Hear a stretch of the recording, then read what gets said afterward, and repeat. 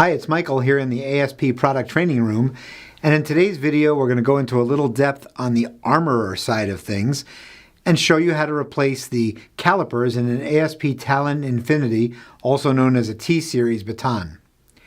Now, in the vast majority of cases, you should never need to do anything more than keep your baton clean to ensure it operates quickly and smoothly for years. However, in the unlikely event that you find your baton isn't opening, releasing, or closing properly, you or your armorer may need to replace one or both of the calipers that operate inside the shafts of the baton. So we're going to go into detail about how to perform that field service.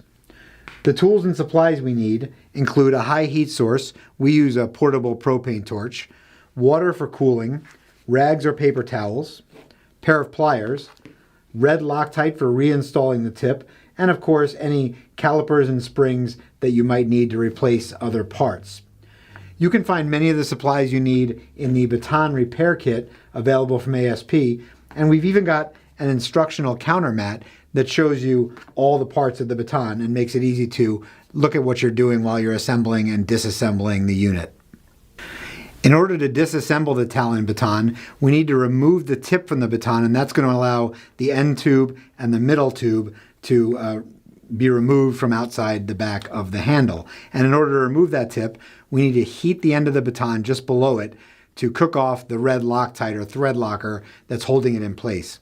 So quickly demonstrating without the torch on, it's a little bit noisy, I'm going to hold the baton, the end of the baton, in the flame just below the tip and rotate it for 10 or 15 seconds and then remove it. And what I'm looking for is a little bit of white smoke. That's my indication that the thread locker is cooking off and I'll be able to release the threads. If I don't see the smoke, I put it back in, heat it a little longer, and after a few seconds, check again. So looking at that in real time, I'm heating the end of the baton just below the tip.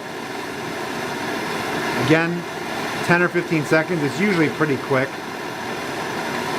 And once that's heated up a little bit, I'm going to start checking for smoke. Nothing yet.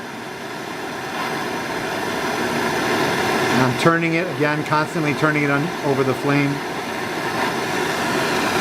And we got to be getting close.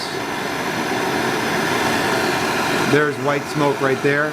So we're going to set this torch aside, and while it's still hot, we're going to take our pliers and crack those first couple of threads to make sure it starts. You can still see a little smoke of it cooking off there.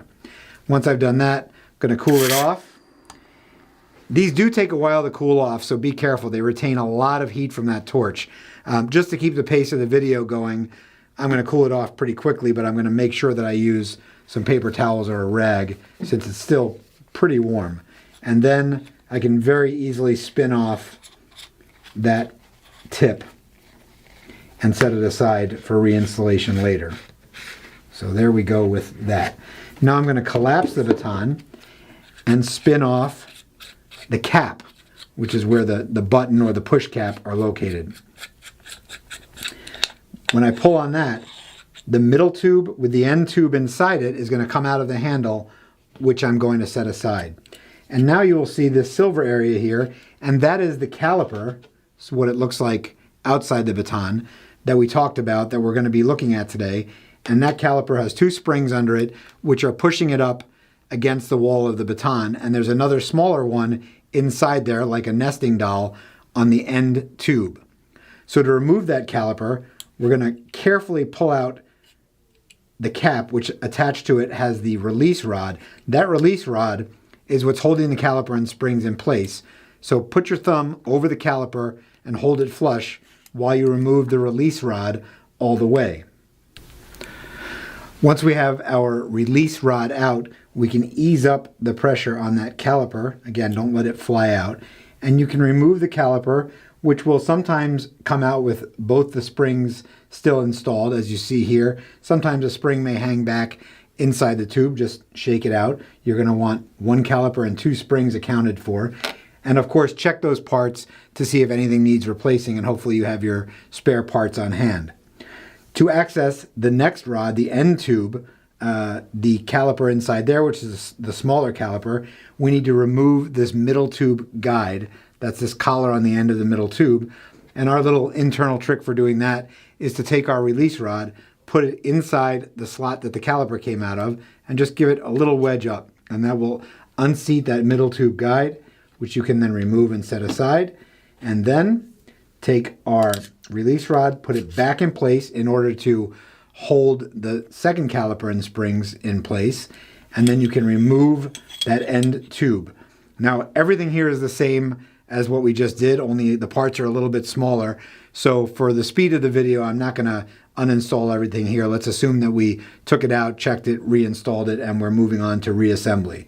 So we're going to put that end tube back in the middle tube,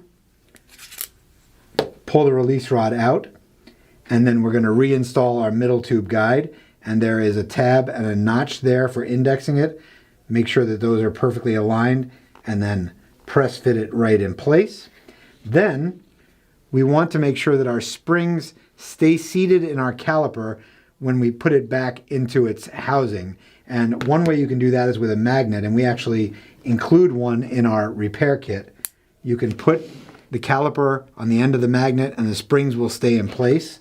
And then you can put that whole assembly back into its home there, remove the magnet, and if you've done it right, you'll have no hang-ups. You can squeeze that caliper in and out and it operates nice and smoothly.